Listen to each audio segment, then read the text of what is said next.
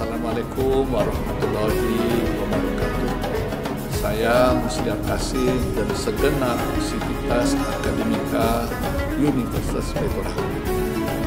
Di tempat saya berdiri dalam Masjid Baitur Rahmah, saya menyampaikan selamat memasuki bulan suci Ramadan tahun 1443 Hijriah.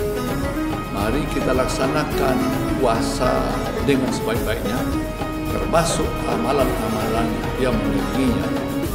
Di antaranya membaca Al-Quran, melaksanakan tadarus, termasuk juga menyantuni anak yatim dan orang-orang yang kurang beruntung secara ekonomi.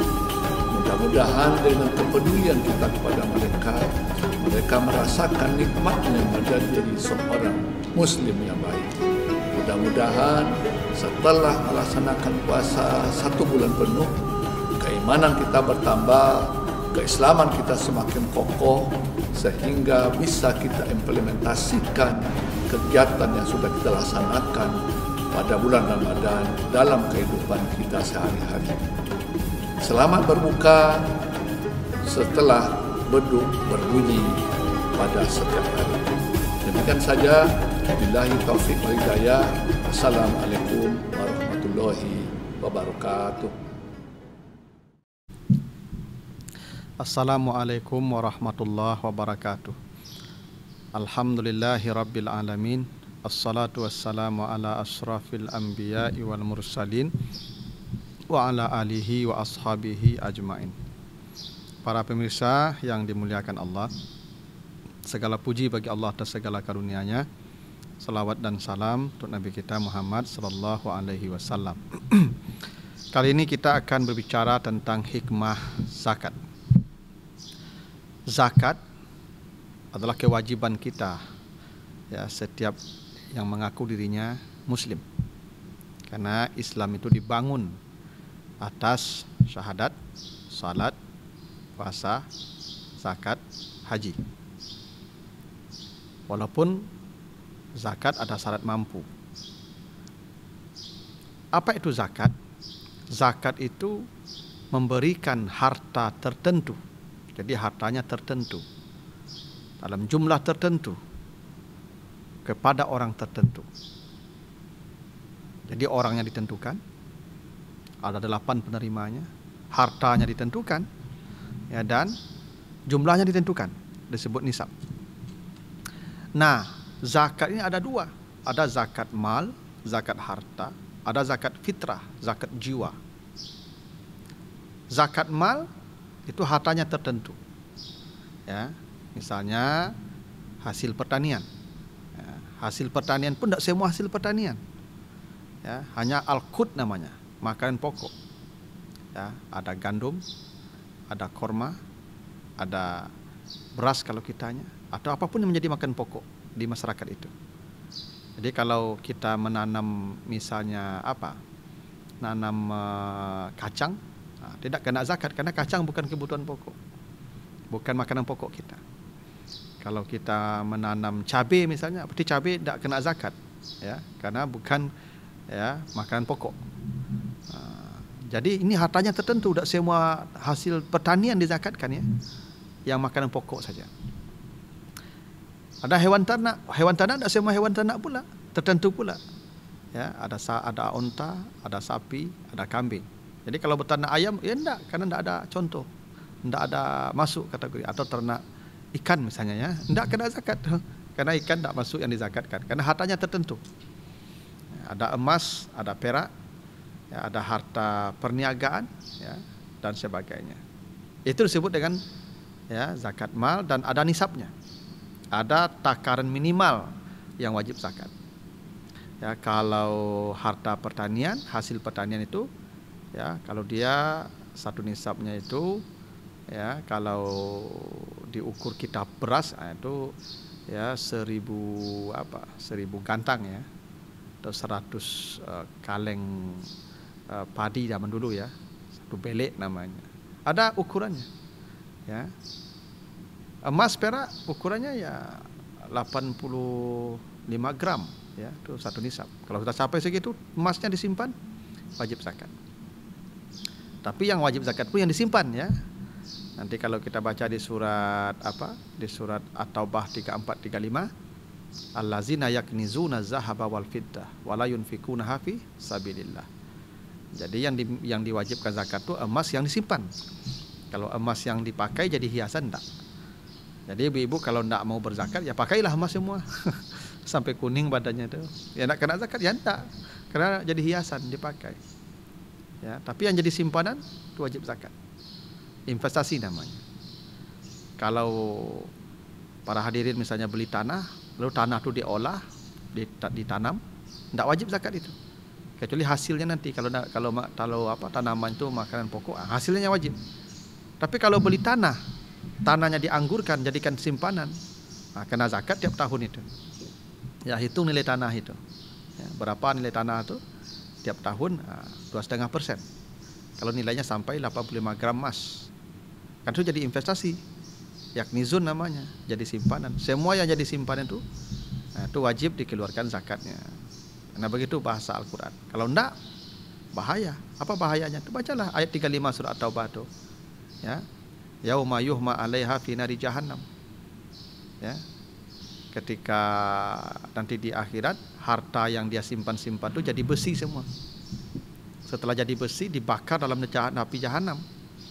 Setelah menyala besi itu fatukwa biha jibahuhum wa junubuhum wa zuhuruhum, disetrikakan ke seluruh badannya, punggungnya, lehernya, ya, rusuknya, dadanya, disetrikakan yang panas tadi. Itu azab, ya, azab yang pedih bagi orang yang kikir. Jadi memang sebenarnya begini, zakat itu memang filosofinya untuk orang kikir ya. Orang kalau tidak kikir tidak akan berzakat. Kenapa? Setiap dia dapat dia bagi, setiap dapat dia bagi. Kapan dia berzakat? Jadi zakat itu karena dia menumpuk-numpuk, karena dia menyimpan. Jadi yang dia simpan tuh kalau tidak dipaksa dikeluarkan, tidak dia keluarkan. Itu makanya ya, zakat itu untuk orang kikir sebetulnya. Itu makanya coba lihat nanti surat At-Taubah 103 ya. Khuz min amwalihim sadaqatan tutahiruhum wa tuzakkihim. Ambillah harta zakat mereka. Ambillah zakat mereka itu atau sedekah mereka untuk mensucikan harta mereka. Karena harta itu harta orang itu sebagian, ambil supaya bersih harta mereka. Wa tuzakkihim, agar jiwa mereka bersih. Jadi zakat itu ada dua fungsi. Ada fungsi mensucikan harta, tathir, mensucikan harta. Ada fungsi tazkiyah, mensucikan jiwa orang yang berzakat. Karena orang yang berzakat itu sebenarnya kikir dia. Maka dengan berzakat sifat kikirnya dihapus. Kira begitu. Karena orang kalau tidak kikir, tidak berzakat. Konon katanya Abu Bakar itu tidak berzakat.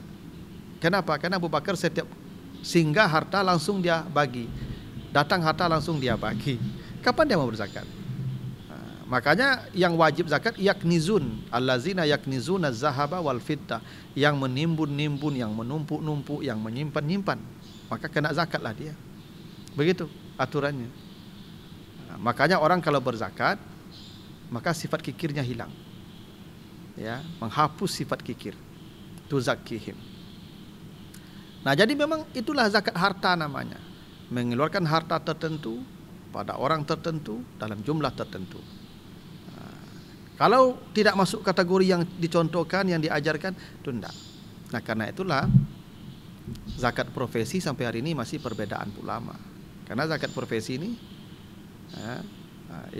satu, memang tidak ada contoh. Ya. Oh pada masa Nabi kan tidak ada dikaji orang. Udah Abu Bakar kan dikaji dengan Baitul Mal. Nabi Abu Bakar tidak bayar zakat. Umar kan dikaji.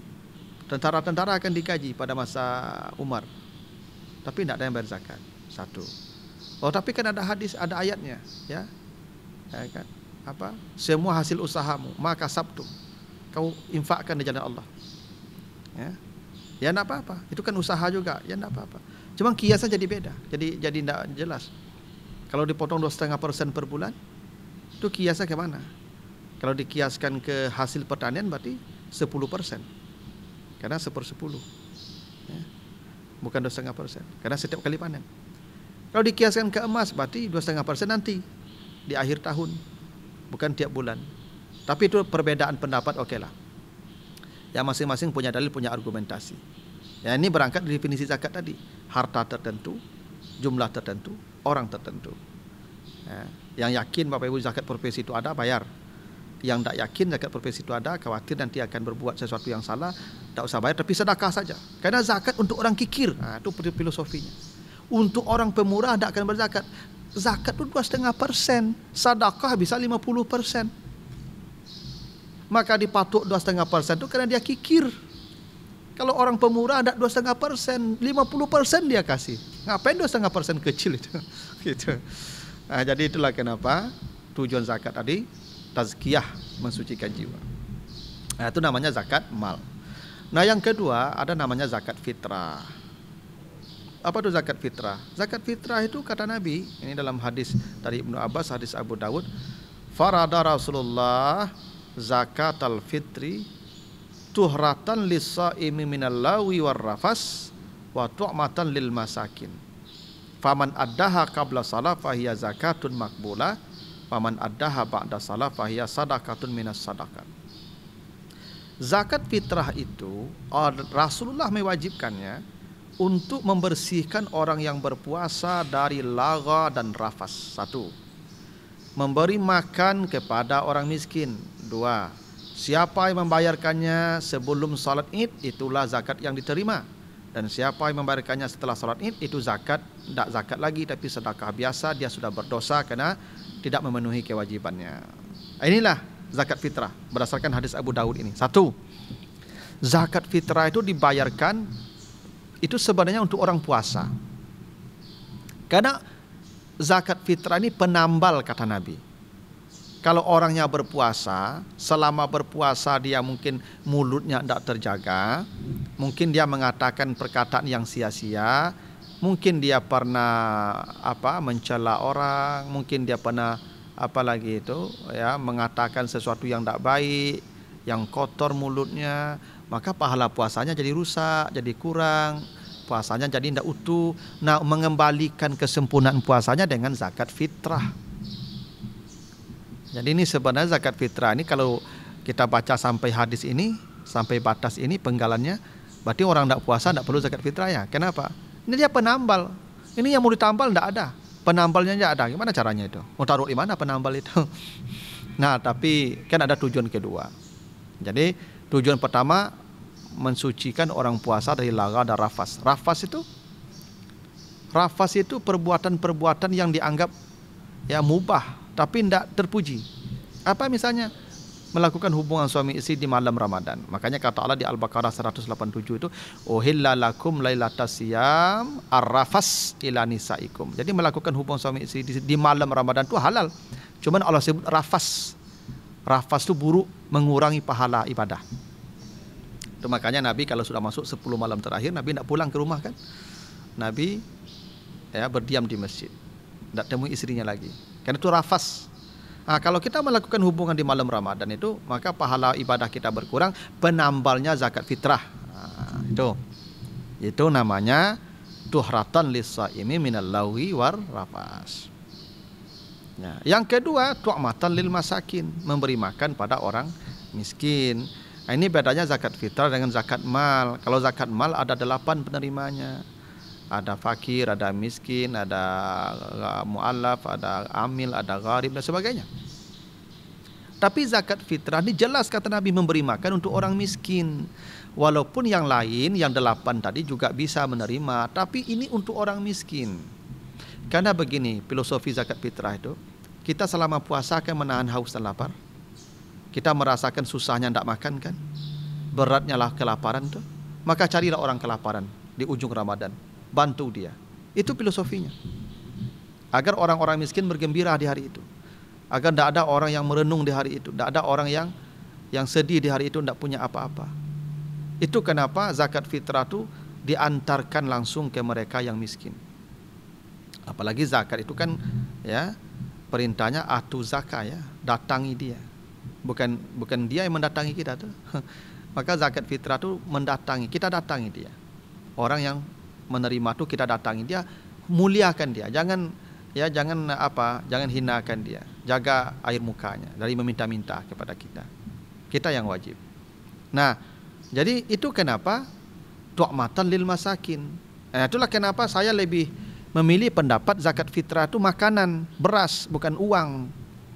Bukan tidak boleh uang, tapi Nabi mengatakan tu'matan, makanan.